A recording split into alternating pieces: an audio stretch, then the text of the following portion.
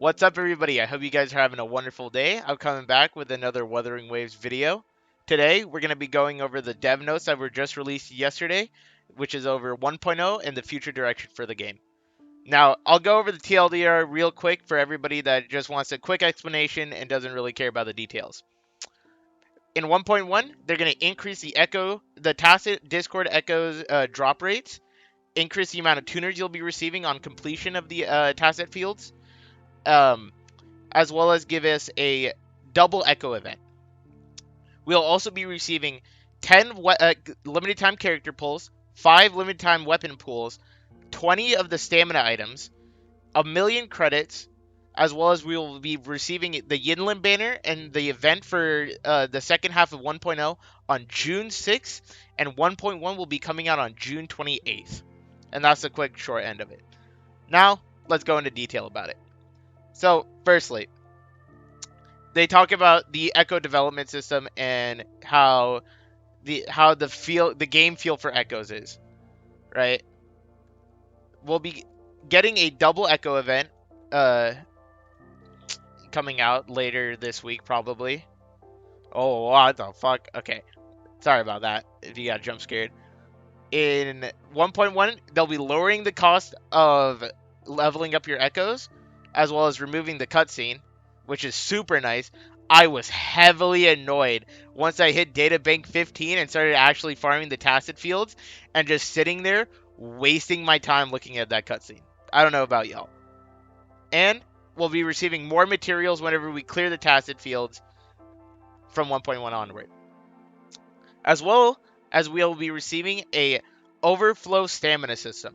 Probably it will be very similar to HSR. If you don't know, in Honkai Star Rail, after you hit your max resin, instead of it, you get 1 stamina every 6 minutes. Instead, after you hit the cap, you'll get 1 stamina every 18 minutes, and it will go into a reserve overflow storage place. And it will store up to 2,400 extra resin, which is equal to 10 days of extra resin. Right?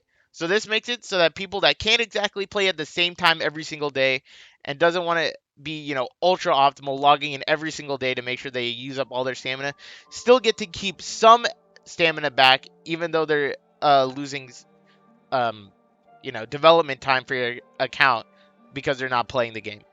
Super nice, right? We'll be receiving a similar system. Hopefully it's like Honkai Star Rail where you get a big storage tank because, life happens. Sometimes you can't play the game for a day or even like a week or something. And having that little bit of extra stamina that you can keep on standby is super useful, especially when new characters comes out.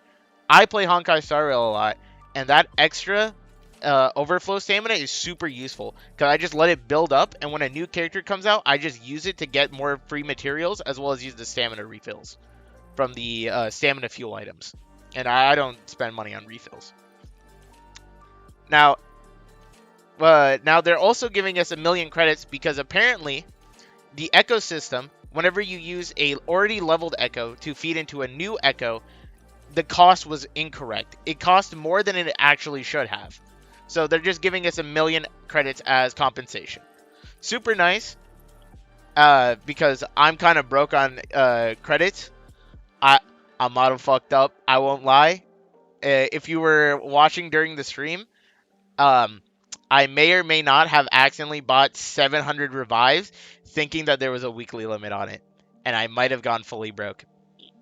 Kind of funny. I can't lie. As well as because the tacit field and the ecosystem is very grindy and apparently feels terrible. I think it's not the best, but it's definitely not the worst thing I've experienced. We're getting 20 stamina refills, which is equal to about 1,200 stamina. 5 days worth of stamina is what we're getting, basically. And it should be coming in on June 3rd. Now, if you guys didn't see the whole JP debacle about the Geon's 5-star weapon and the incorrect translation of it, it caused a lot of problems. There's a whole bunch of shit that's going out about it. I'm probably going to make a video later explaining fully in detail what happened, what is false information that's been being spread, and what is actually true. but everybody will be receiving 5 weapon pulls as compensation. Next on the thing, we have the events. They're changing how events work, which is amazing. Because if you've been doing the Overdash Club event, which is the parkour event that just came out a couple days ago, it's kind of ass. You only get 60 asteroid per day for the tracks. I think there's only like 6 tracks. So in total, you're only getting like 2.5 pulls worth of asteroid and little to no stamina, little to no leveling materials. So it just doesn't feel that good. Also, I'm going to be honest, they really sold on the parkour because there's so much more than they could have done instead of the very basic, very bland parkour. Because they proved to us that they could do good parkour. If you haven't done it yet, there's a side quest in Jinzo. I'll probably put up the name right here. I don't remember what it's called, but it was modified challenge tracks that had certain extra specifications, like you can't touch the ground, you can only go through roofs, right? You can't climb, etc. Things that limited your form of movement to where you had to use certain techniques and tricks and better pathing to complete the track. Super fun. They should have just done that for the event. But they're changing things for the next event. So, literally the next event coming out on June 13th, they increasing the amount of rewards you're getting. You're getting 800 astrite instead of the, 400 or less astrite. I'll give out the total right here. You're getting 2 morphable echoes, 3 costs, tuners, and echo exp. This is massive. If you aren't at Databank 15 right now, the worst grind as of right now for Wuthering Waves is the 3 cost grind. The reason being is that you need to A, hit the damage type that you need. You need a damage bonus for your element for the character, as well as a matching set effect. I have yet to find one, and I've probably gotten like 33 costs, and I have yet to find one that's on set with the damage bonus. But these morphable echoes let you craft them. So you will get a 3 cost echo that is on set with the onset element damage bonus, making it perfect for building your DPSs. I completed the Elusive Realm and gotten the 2 free elite class echoes that you get from there, and I think my damage nearly tripled on Calcharo. And that is just from 2 3 cost echoes that are on set. So if this is going to be similar rewards that we're getting in future events as well, it's going to be really easy to build the 3 teams that you need to clear the Tower of Adversity, right? I hope that they keep the rewards up. I think the worst part of the Echo grind and the ecosystem is definitely just grinding for 3 costs, and getting free 3 costs is great. 4 costs are surprisingly easy, and 1 cost come from everywhere. And if you're one of those people that, constantly grind and clear the entire map every single day, you have a lot of good 1 costs already. 3 costs is what everybody is currently getting hamstrung on. Next, we have the biggest one. They are advancing the schedule of the release date by a lot. Normally we should still have about, I think, a 1 week, uh, give or take a couple days before Yinland banner is supposed to come out, since it's only been 2 weeks since release. But they're moving everything ahead of schedule, releasing Yinland banner and the event that comes along with it, as well as her companion quest on June 6th. This is massive, right? Most people have been waiting on the Yinland banner to spend all their astrite, their pulls. If they were going to spend money on the game, this is the banner that they were spending money on, right?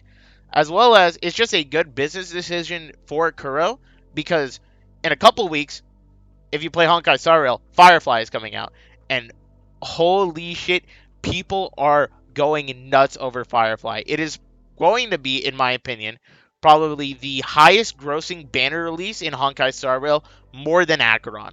Just because everybody has been salivating, waiting for Firefly to come out. On top of this, in July, ZZZ comes out. New gacha game released by Hoyo, and most people are going to be at least trying it. So releasing their big money-making banner earlier is just going to help.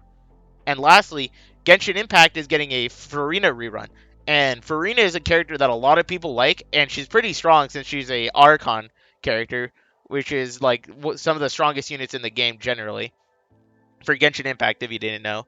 So releasing this earlier than everybody else lets them bring in more money and is just a good business decision in my opinion.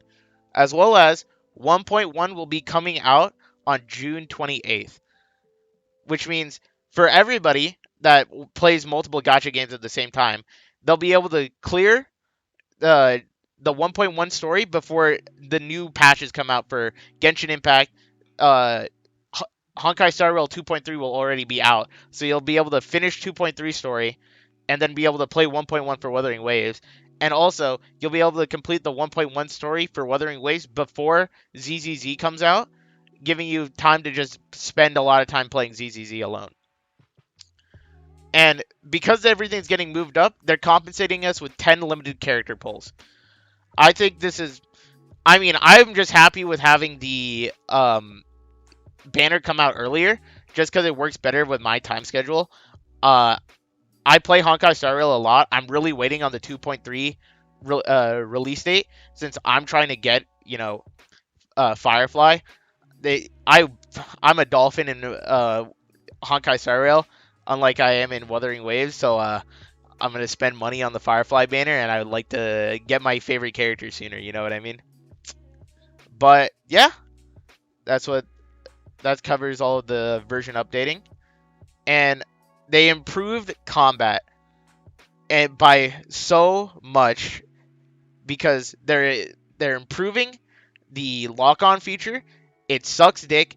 If you fought Morning AX before the lock-on change, if you fought Heron before the lock-on changes, you notice that some of those camera angles are fucking dog shit, and they're getting better, which is good. And uh, we're also getting more improvements to the aggro and fighting arenas for a lot of the boss enemies. So, if you don't know, or if you somehow haven't experienced it yet, a lot the bosses are very easy to pull them out of their arena and then get the boss reset. I've had this happen a lot of times, especially farming Thundering Memphis for my Calcharo. This shit sucks. At this point, I think this is a good change, but I would rather have it where you could go up to the boss arena and summon it, and it closes the arena around the where the boss is, like it does in hologram fights. But that's just me, right? I think, and it also stops the boss from randomly aggroing on you while you're exploring through the world.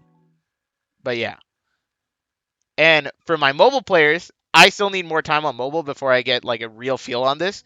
They're lowering the amount of ghost touch.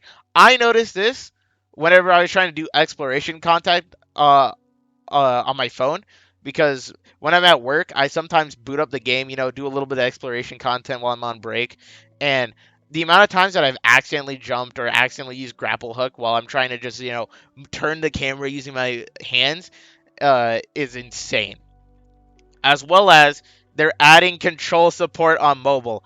Holy shit, that's great. I don't own one of those controller adapters for phones, but for people that do, it's just gonna make playing Wuthering Waves better, seeing as though most of the player base for Wuthering Waves is on mobile, so having access to controller support is just gonna make the game feel better.